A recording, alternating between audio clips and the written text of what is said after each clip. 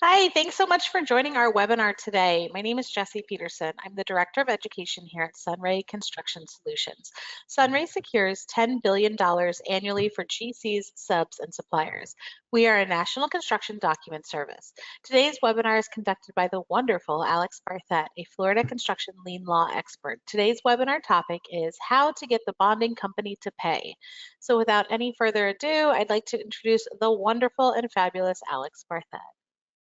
Thanks, Jesse. My name is Alex Barthet. I am a board certified construction attorney here in Florida. And today we're going to talk about how to get the bonding company to pay you. So you'll go ahead, if you have any questions through the webinar, you can use the GoToWebinar chat box, which is on your screen. Go ahead and submit the questions. We will go ahead and answer them at the end. So what's the agenda for today? We're going to talk about what a payment bond claim is. We're going to talk about the deadlines to make a payment bond because they won't pay you unless you follow all the deadlines. And then we're going to talk most importantly about how to get paid after you make the bond claim. And of course, we will answer any questions that you have. So let's get started. What is a payment bond claim? A payment bond is a security device that protects a lienor's right to payment. Instead of a claim on the property, where you would foreclose on the property if you haven't been paid, when you have a payment bond claim, you make a claim against a surety bond. So a surety bond is like a financial instrument of sorts. It is backed typically by an insurance company, so think Liberty Mutual, Travelers, Hartford.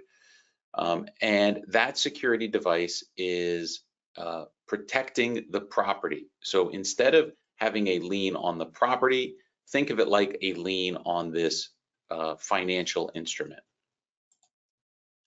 How do you know if a job is bonded? Well, a copy of the bond is supposed to be referenced in the notice of commencement, and a copy is also of the bond is supposed to be attached to the notice of commencement. The notice of commencement is the document that is prepared by and signed by the owner of a property before work starts on that project, and that project, if it's bonded, is going to reference that bond in this notice of commencement. This notice of commencement is recorded in the public records, and a copy should also be posted on the project. So if you need to get a copy of it, you can look in the public records, or you can look at the job site where it's supposed to be posted. But if you use SunRay, when they do the research for you to send your notice out, they're going to pull a copy of this notice of commencement, and if the job is bonded, they will have a copy of that too. So let's go over some of these deadlines so you make sure that you follow them, because as I said, if you do not follow all of these deadlines and rules, there is no claim to make, because you will have lost the ability to protect your rights to be paid with a payment bond. So let's break it down by project. So let's assume you have a private bonded project. Think apartment complex, condominium building, industrial complex. The owner may require the contractor to get a bond, and if so, that is considered a private bonded project. So the general rules are as follows. If you are a sub or a supplier to the GC, you need to, or a sub-sub, you need to, if the contract with the bonded prime contractor, that means you are a sub, you do not need to send a notice to owner. You should. My strong recommendation is that you always serve a notice to owner on all your jobs so that you don't pick and choose, and therefore you've forgotten one where you should have sent one. But again, if you are a subcontractor or a supplier to the general contractor who issued the bond, you don't need to serve this first notice. However, you do need to serve what's called a notice of non-payment, and that needs to be served within 90 days of your last work or last delivery of materials on the job site. 90 days is measured from the last date of work. Last date of work cannot include punch list or warranty work. And you count every day, including weekends and legal holidays for those 90 days. And then the last rule is that you have to file a legal lawsuit on the bond no later than 1 year from your last date of work or last delivery of materials. Those are the rules if you are a subcontractor or a supplier to a bonded contractor on a public project. Now, if you're further down on the chain, a subcontractor or a supplier to a subcontractor on that same public private bonded project, you do need to send a copy of a notice to owner or notice to contractor within 45 days of your first work or delivery of materials. Again, if you are in direct contract with the bonded contractor, you don't. But if you're further down, so you are, for example, the sheet or the metal duct subcontractor to the mechanical subcontractor who has a contract with the bonded prime contractor, you need to serve a notice to owner no later than 45 days from your first work or delivery of materials on the job site. You also have to serve that notice of non-payment within 90 days of your last work or last delivery of materials, and you need to file your lawsuit, which is a legal lawsuit in court on that bond no later than 1 year from your last delivery of work or your last work or last delivery of materials. One thing to keep in mind, this is a little pro tip for you. If you are a subcontractor or a supplier to a subcontractor, the contractor may have a bond, but the subcontractor may also have a bond. So if we go back to my example, I am the sheet metal subcontractor on a project. I've been hired by the subcontractor on a project. The contractor has a bond, the prime contractor has a bond, but the mechanical subcontractor may also have a bond. Now that bond is not recorded in the public record. You'll need to get a copy of that bond from the prime contractor, because when that mechanical subcontractor got a bond, he or she gave a copy of it to the general contractor. So if you want to know if your subcontractor that you're working for has a bond, you should ask them because they're supposed to tell you, but you should also ask the general contractor, who will almost always be more than happy to give you a copy.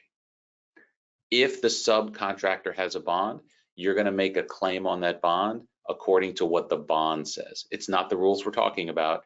You're going to read that subcontractor bond. It's going to have a process on how to make a claim, which quite frankly looks a lot like this, but not always. That's the process you're going to follow for a subcontractor bond claim. Okay, so those were public projects. Let's talk about, those were private projects. Let's talk about public bonded projects. So if you are a subcontractor or supplier to the bonded contractor, you do not need to send that notice to owner or notice to contractor. That's that document that normally has to get sent within 45 days of first work. You do not need to do it. I think you still should do it. Again, as I said, our most successful clients at collections have a process in their office that they say any job over X dollars gets noticed, and they just notice all those jobs. So I strongly encourage you to do that. But the rule is that on a public bonded project where you have a contract with the bonded contractor, you do not need to serve that notice to owner. You also do not need to serve a notice of non-payment. Most people don't know this. So again, on public bonded projects where you have a direct contract with the bonded contractor, you do not need to send a notice of non-payment. I think you should, it should be out of habit. There's no downside in doing it, but it's not required. The only rule that you have to follow is that you have to file a lawsuit in court no later than 1 year from your last date of work or delivery of materials. And if you are a subcontractor or a supplier to a subcontractor on a public bonded project, then all of the rules apply to you. So you need to send a notice to owner within 45 days of your first work. and you need to serve a notice of non-payment within 90 days of your last work, and you need to file a lawsuit to foreclose, to make a claim against that surety bond no later than 1 year from your last work or delivery of materials. And again, as I told you before, you need to make sure to check for a subcontractor bond as additional security for your right to be paid. Now, I know these rules were a little confusing. I'm not expecting you to remember them, but we have a tool called the Lien-O-Matic. If you go to lien-o-matic.com, we will send it to you for free. It will have all of these rules broken down by each project type and each party on the project, so you know exactly what you need to file and when you need to file it to protect your lien and bond rights. Again, go to lien-o-matic.com, fill in your information. We'll put one in the mail to you completely free. All right, so assuming you've followed all of the rules, because again, remember, if you haven't followed the rules, you will not get paid. They will reject your claim because of that. So you need to follow the rules. That's why we went over them. You've now followed all the rules. How do you get paid? Understand that the notice of non-payment is only the beginning of the claim process with a bonding company. Once this notice of non-payment goes out to the bonding company is typically going to send 2 letters in response to your notice of non-payment. They're going to send 1 letter to the bonded contractor. That's the bonded prime contractor who got the bond. They're going to send a letter to that bonded contractor, and they're going to say, hey, we received this notice of non-payment or claim from one of your subcontractors or sub-subcontractors. Tell us what you think. So that's letter number 1 that's going to go out. You won't know about it, but that letter is going out. The second letter they're going to send is a letter to you, and they're going to say, thank you for your claim. We've received it. Please fill out this proof of claim form and submit it back to us with some backup documentation so that we can evaluate your claim. There is no legal obligation in the state of Florida to provide this information. The rules that I went over with you are the only rules you need to follow to perfect your claim. This is a voluntary step that you can take if you want by filling out the proof of claim, signing it under oath, attaching your backup documentation, and sending it to the surety. It is completely up to you whether you want to do it or not. In my experience, call me jaded, they typically use this proof of claim form to do 2 things. 1, to find reasons to reject your claim. So maybe you sent that notice of non-payment in, but it doesn't actually say, that notice of non-payment form doesn't say when your last date of work is, doesn't say when your first date of work is. The proof of claim form does. So when you provide the information, if you're not careful, you may provide a date that is outside of those 45 and 90-day windows. And if so, they will now deny your claim because you've submitted this proof of claim where you've pretty much admitted that you missed the deadline. The other reason that I see that they do this is that they believe that if they keep you busy, as if a process of adjusting your claim was happening, that they will placate you. They will make you feel like, well, things are happening, so I can keep waiting. Again, my jaded experience suggests that it doesn't help, and that the waiting benefits them and doesn't benefit you. So our advice generally is that we tell our clients not to fill out the proof of claim form, that there's really no reason to do it, and we propose a different solution on how to get paid when you have a claim against the bonding company. And I'll explain that in a minute, but it is important for you to understand why sureties are not insurance companies. Suretyship is not insurance. Insurance is, when you think about insurance, you usually think about your house or your car. You pay a premium. That premium is calculated based on the value of your property. If something happens, they send an adjuster. If everything goes well, they will write you a check to fix your car, fix your house. And next year you may have a premium increase, but generally speaking, they're not asking you for the money back that they just paid you. Suretyship is different. It is a guarantee product. There are three parties that are part of every surety transaction. There's the bonded contractor. They're called the principal. They're the ones that get the bond. There's the surety, the insurance company. And in a payment bond situation, then there's you, who is the claimant. So the bond is for your benefit as a claimant, but you haven't paid anything for it. So the surety has a separate agreement with the bonded contractor that says, if I, surety, have to write a check to pay any loss as a result of the project that I bonded for you, contractor, you, bonded contractor, are going to have to pay me back. So if the painter on the project files a notice of non-payment and I have to pay that painter $100,000, if I, surety, have to pay that painter $100,000, I'm going to look back to you, contractor, to reimburse me the $100,000 that I had to pay the painter. So most sureties are not going to voluntarily pay you until the principal, the general contractor, agrees to pay first. And the reason is that the sureties don't like to pay and chase. They don't want to pay a bill and then chase their principal to get the money. They know they have a year, or I should say, you have a year to file a lawsuit. If they can wait you out by keeping you busy, making you think that the bond is getting, that your claim is being adjusted, that your claim is going to be eventually paid, they can potentially wait you out so that you never sue them within the year, and then it's too late to sue them.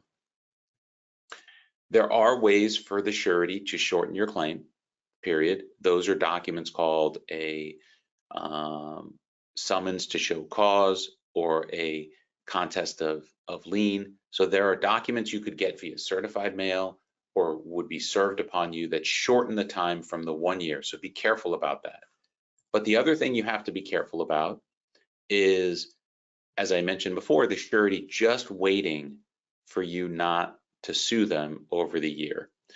So we had a client once who submitted a bond claim, filled out the proof of claim form, and then every month or two was checking in with the surety claims handler saying, hey, what's going on? And my client would get some response, well, we're waiting for this information. I have a meeting with that person, and fast forward 3 months, 6 months, 9 months, 10 months, 12 months, 13 months. And then after the year passed, at around 13 months, the surety wrote a letter to my client and said, we've finished our adjustment investigation, and we've determined that your claim is time barred, so it's denied. So they caused my client to just wait and wait and wait, thinking that they were doing something when in fact all they were doing was just causing us to wait, causing my client to wait. When they came to me, of course, it was too late to file the lawsuit against the bonding company because it had been more than 1 year. So if what they're sending you, I'm telling you, you shouldn't respond to, what should you do? I think you should practice the 60-60 rule, and let me explain what that is. At about day 60 from your last work is when you should submit the notice of non-payment. You should not be waiting until day 85, 88, 89, because I told you only have 90 days in most instances. At about day 60, from the last time you did work or last delivered product, that's when you should start no later than that. You could start earlier, by the way. You can send a notice of non-payment in some instances while you're still working. If you want to exert pressure, you could do it a week after you get off. I'm saying that you shouldn't wait any longer than 60 days. That extra 30 days between 60 and 90 will give you ample time to prepare the documents, sign them, notarize them. They got to go out via certified mail because it has to be received by the surety and the contractor by the 90th day. So if you mail it via certified mail on day 89, well, it's not going to get there in time. So starting at day 60 helps. Then once you submit your notice of non-payment, for the next 30 to 60 days, you need to hassle your customer and the surety for payment. Phone calls, emails, letters, go to the contractor's office, whatever it is you can do to get paid, that's what you need to do for the next 60 days. If you haven't been paid after that 60 days of hassling your customer, the contractor, and the surety, then that's when I would suggest to you that you decide to submit your claim to a construction attorney to file a lawsuit, because that's what we will do. We don't bother sending sureties demand letters, we just file the lawsuit. And in many instances, assuming that you have a valid claim, sureties typically will pay you pretty quickly, because they can ignore the notice of non-payment, they can ignore your letters and your emails, they can ignore my letters. What they can't ignore is the lawsuit. Once you file the lawsuit, now there is a consequence for them ignoring you. And that consequence is if we serve them with a lawsuit and they don't pay or don't respond to the lawsuit, then we get a default, which means we win and they lose automatically. So now, while they've been ignoring you and delaying you for months and months, once that lawsuit hits and they've been served, they have 20 days to respond. And if they don't respond on time, we win and they lose. So that forces them to come to the table and deal with the issues that of your claim, that they're gonna have to pay you. Now, there may be some business reasons that you decide to wait. Maybe you have a bond claim for $5, $10, $20,000 on a project, and you have 2, 3, 4, 6 other projects with this contractor. And you've decided, you know what, we're not gonna push this little one over here. We're still working, we have a good relationship. So I'm not suggesting that you have to sue everyone all the time. There may be good business reasons to wait. But what I am saying very clearly is don't wait because you think they're going to pay you. They are not going to pay you voluntarily unless the money was going to come from the owner. So the faster, if you want to be paid faster, you need to be more aggressive more quickly, and that includes filing suit against them more quickly. So with that, Jesse, do we have any questions? Well, first of all, thanks so much, Alex. That was really, really great and informative. I appreciate that. We do have a couple of questions that have come through, and I think you kind of touched on this one already, but I'm going to go ahead and pose it as well anyhow. It says, is there any upside to providing the proof of claim back to the bonding company? I haven't really seen one. You know, some sureties won't pay without either getting the proof of claim or getting sued. Typically, it's one or the other. If you have a valid claim and you've met all the deadlines, and you know, there's no downside if you have a good claim to doing it. I just don't. The most important thing is don't perceive that anything meaningful is going to happen because you submit it. It's not going to speed up the claim process. They're just going to send that claim back to the bonded contractor and say, okay, well, here's the claim. What do you want to do now? They're always going to, not always, almost always, they're going to defer to the bonded contractor to deal with the problem. Well, that's the guy who hasn't paid you to begin with. So why are you going to expect them to pay you now?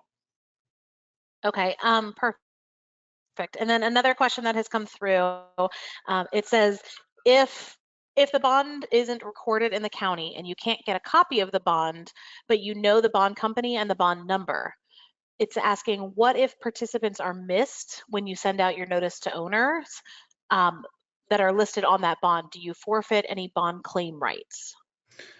So if you needed to send a notice to owner to perfect your lien rights or your bond claim rights, so for example, if you are a subcontractor and the bond was properly referenced in the notice of commencement and was properly recorded, then you don't have lien rights or claim rights against the bond. However, there is an exception to the rule, and that exception is if the bonded contractor or owner did not record a copy of the notice of commencement with the bond, or on a private project, or on a public project, they did not record a copy of the first page of the bond in the public record, right? So those are instances in which if you search the public record, you would never know the job was bonded. Then the time to serve that first notice doesn't even begin to run. So we've had clients who have missed the deadline, but it turns out that the contractor messed up in recording the bond or the first page of the bond. And as a result, the 45 days didn't even start to run. And as a result, we were able to bring a claim even though the 45-day notice was late. You can't just not do it. You need to send it once you learn that the bond exists. So going back to the question, if you realize late that you didn't serve it, you do know that it exists later, but it wasn't properly recorded. Once you become aware of the existence of the bond, that's when you need to immediately send your notice to owner. Okay. Any other questions? Yeah, another one came through, and hopefully I'm understanding this one correctly. It says, noticing that we're starting to receive NTOs before a PO is issued or materials are delivered. I think maybe prematurely is I think what they're saying, is allowed. Is this allowed? So you can send, if I am doing work on a project, I am a potential lien or bond claimant. The latest date that I can serve my notice to owner is 45 days after my first date of work. The earliest date that I can serve my notice to owner or notice to contractor is the day I have an agreement to perform the work. So let me give an example. If I am the plumber, well, let's take an example where a notice of contractor is needed. Let's assume that I am the supplier to the plumber on a bonded project, right? So I need to serve both notices to preserve my bond rights. The plumber comes to my office and he says, hey, this is the job. How much is all this going to cost? He meets with my salesperson. They talk about numbers. Yeah, that's great. You'll get the job. I technically, as the supplier, I don't have a contract yet. I mean, I've been told I'll get the job, but that's not a legally binding obligation. If I sent my notice today, my notice to owner today, it would be too early. Now, if the plumber comes back the next day and he signs my credit application and he submits an order for all of the plumbing materials he needs on the project that I may not deliver for 3 months, the day that he signs my credit application and he places the order for the project, I could serve my notice to owner now. So as long as the contract document, as long as the contract, however that is legally defined, exists, that notice to owner can be served. So that's the earliest date I told you, and then I gave you the latest date. It can be served at any point in between those dates, and it will be considered a valid notice. Okay, wonderful, thank you. And then one other question that has come in so far, it says, what if you have a bond for that job, but it lists certain phase on that job, and you're not sure that if your scope of work is listed in that phase, can you still put a notice of non-payment on that bond? So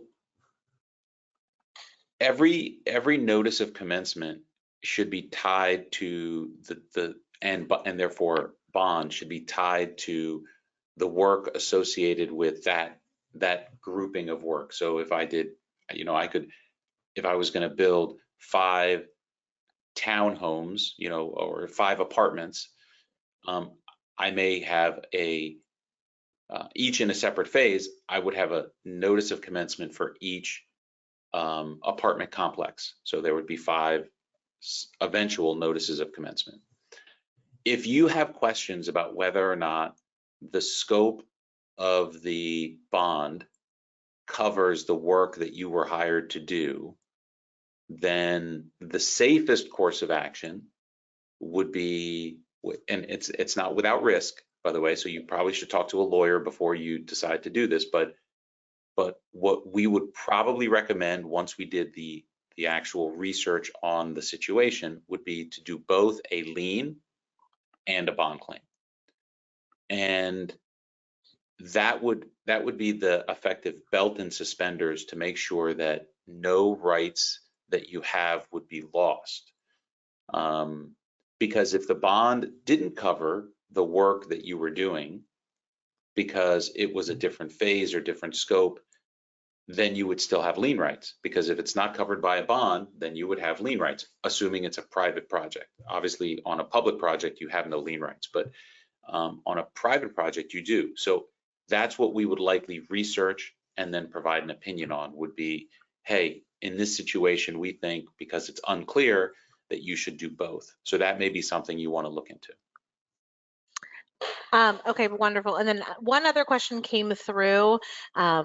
This one should be a fairly easy, simple explanation. It says, what if you receive an NTO a year after a supplier or a sub first delivered or started work? What is your recourse to reject their NTO?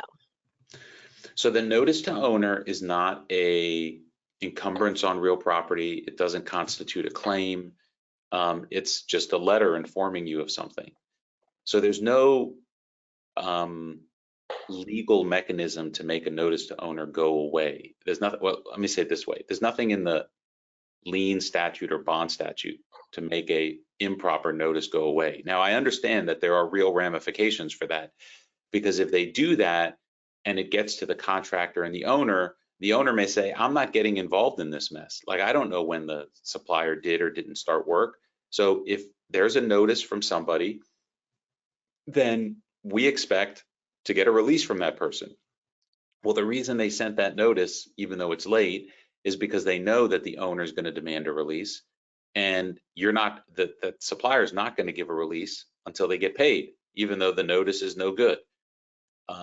So it's a great way for a sub or sub-sub or supplier to exert improper leverage to try to get paid. What do you do about it? The best thing to do is probably to hire a lawyer to send a very nasty letter on why that notice to owner is interfering with the project and could result in damages if it's not retracted. Sometimes that's effective, sometimes it isn't.